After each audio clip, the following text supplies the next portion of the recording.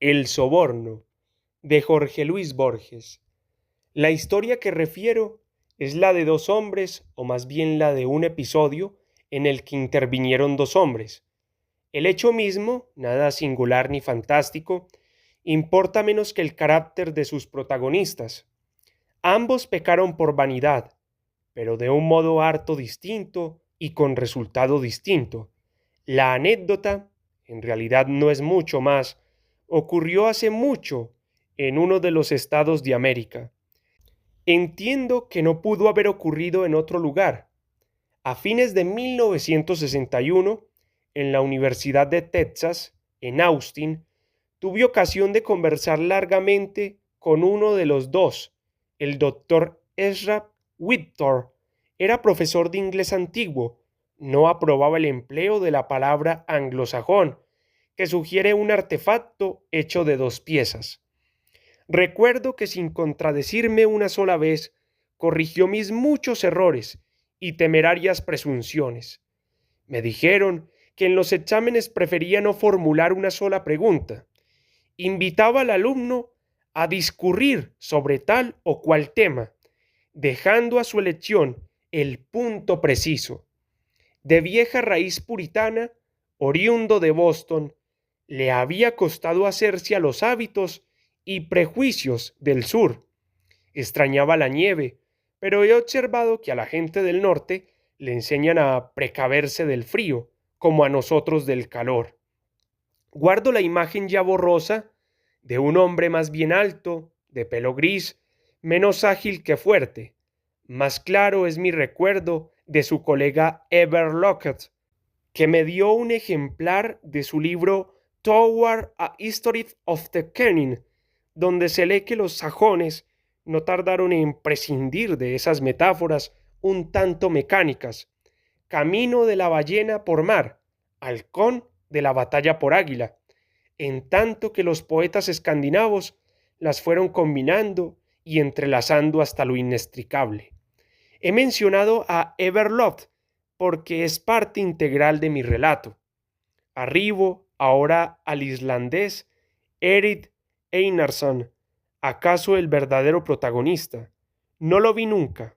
Llegó a Texas en 1969, cuando yo estaba en Cambridge, pero las cartas de un amigo común, Ramón Martínez López, me han dejado la convicción de conocerlo íntimamente. Sé que es impetuoso, enérgico y frío. En una tierra de hombres altos es alto. Dado su pelo rojo, era inevitable que los estudiantes lo apodaran Erico el Rojo.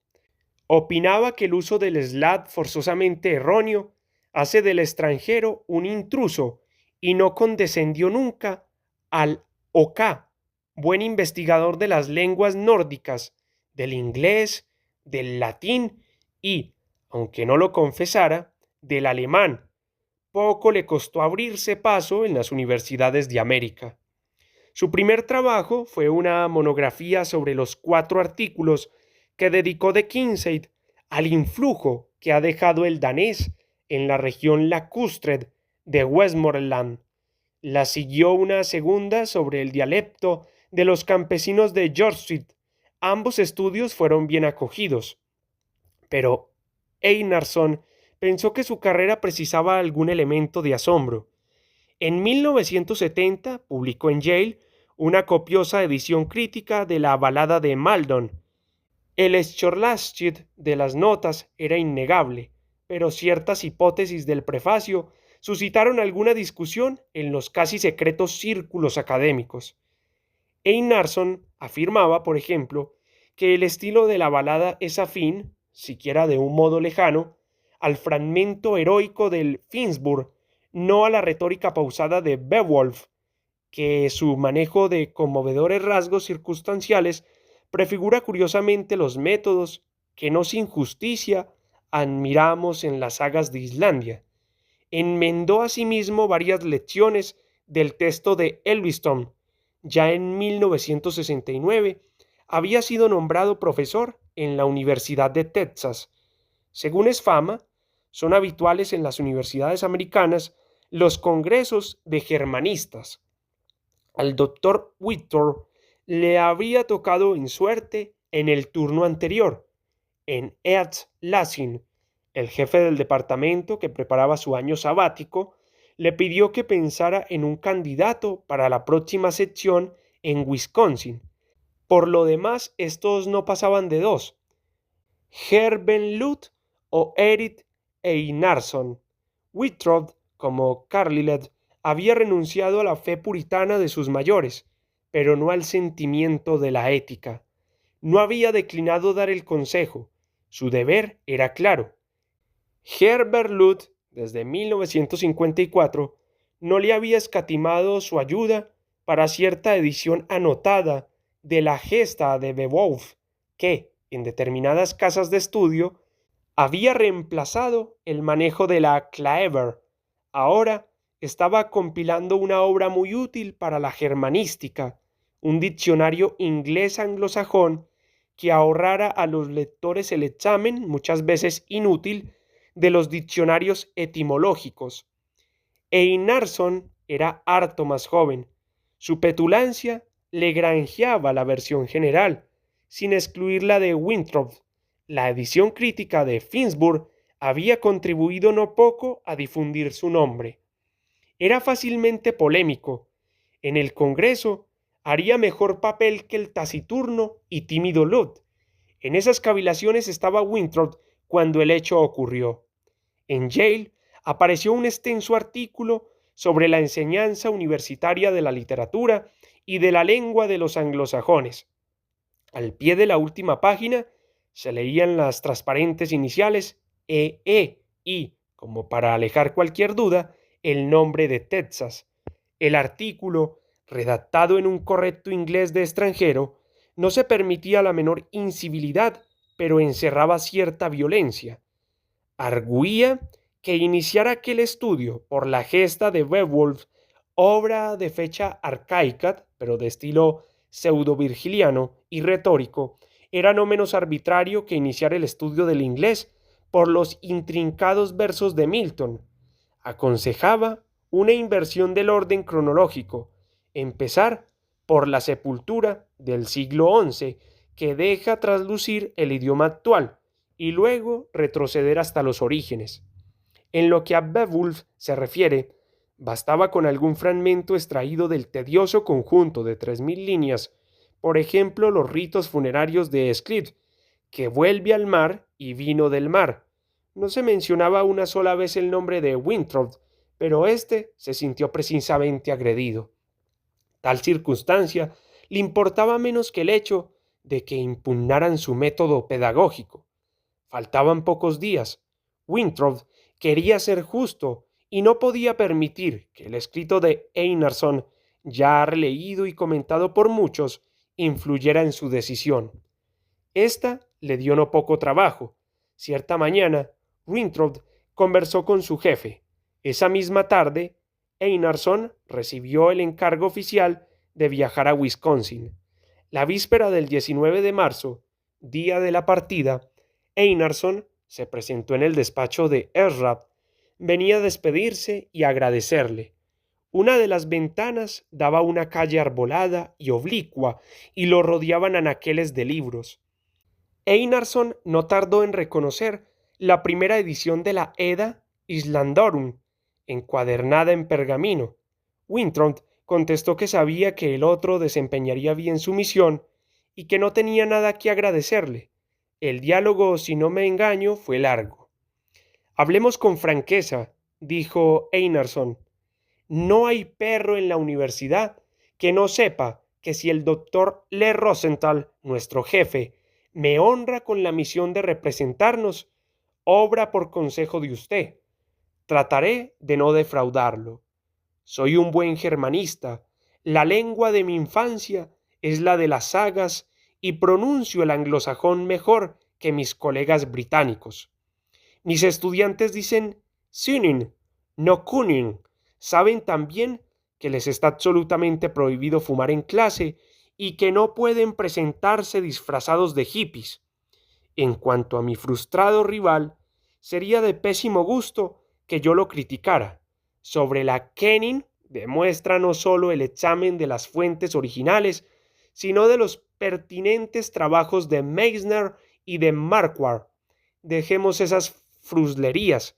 Yo le debo a usted, doctor Winthrop, una explicación personal.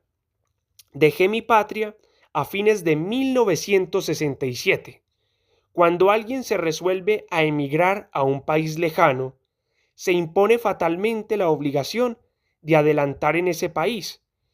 Mis dos opúsculos iniciales, de índole estrictamente filológica, no respondían a otro fin que probar mi capacidad.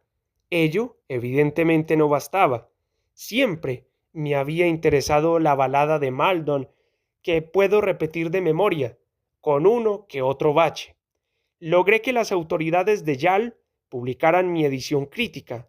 La balada registra, como usted sabe, una victoria escandinava, pero en cuanto al concepto de que influyó en las ulteriores sagas de Islandia, lo juzgo inadmisible y absurdo. Lo incluí para halagar a los lectores de habla inglesa. Arribo ahora a lo esencial, mi nota polémica del Yale Monthly. Como usted no ignora, justifica, o quiere justificar, mi sistema, pero deliberadamente exagera los inconvenientes del suyo que, a trueque de imponer a los alumnos el tedio de 3000 intrincados versos consecutivos que narran una historia confusa, los dota de un copioso vocabulario que les permitirá gozar, si no han desertado, del corpus de las letras anglosajonas. Ir a Wisconsin era mi verdadero propósito. Usted y yo, mi querido amigo, sabemos que los congresos son tonterías, que ocasionan gastos inútiles, pero que pueden convenir a un currículum. Winthrop lo miró con sorpresa. Era inteligente, pero propendía a tomar en serio las cosas, incluso los congresos y el universo, que bien puede ser una broma cósmica. Einarsson prosiguió. Usted recordará tal vez nuestro primer diálogo. Yo había llegado de Nueva York. Era un día domingo. El comedor de la universidad estaba cerrado y fuimos a almorzar al Nigwat. Fue entonces cuando aprendí muchas cosas. Como buen europeo, yo siempre había presupuesto que la guerra civil fue una cruzada contra los esclavistas. Usted argumentó que el sur estaba en su derecho al querer separarse de la Unión y mantener sus instituciones. Para dar mayor fuerza a lo que afirmaba, me dijo que usted era del norte y que uno de sus mayores había militado en las filas de Henry Hyatt. Ponderó asimismo el coraje de los confederados. A diferencia de los demás, yo sé casi inmediatamente quién es el otro. Esa mañana me bastó. Comprendí, mi querido Winthrop, que a usted lo rige la curiosa pasión americana de la imparcialidad. Quiere, ante todo, ser fair-minded. Precisamente, por ser hombre del norte, trató de comprender y justificar la causa del sur. En cuanto supe que mi viaje a Wisconsin dependía de unas palabras suyas a Rosenthal, resolví aprovechar mi pequeño descubrimiento. Comprendí que impugnar la metodología que usted siempre observa en la cátedra era el medio más eficaz de obtener su voto. Redacté en el acto mi tesis. Los hábitos del Motlet me obligaron al uso de iniciales, pero hice todo lo posible para que no quedara la menor duda sobre la identidad del autor. La confié incluso a muchos colegas. Hubo un largo silencio. Winthrop fue el primero en romperlo. Ahora comprendo, dijo, yo soy viejo amigo de Herbert, cuya labor estimo. Usted, directa o indirectamente, me atacó. Negarle mi voto hubiera sido una suerte de represalia.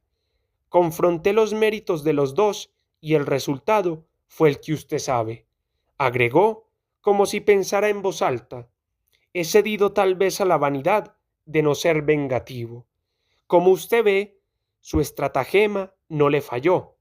Estratagema es la palabra justa, replicó Einarsson, pero no me arrepiento de lo que hice.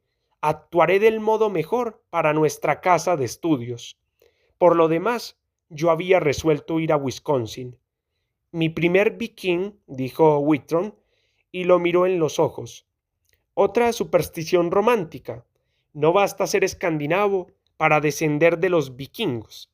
Mis padres fueron buenos pastores de la Iglesia evangélica a principios del siglo X.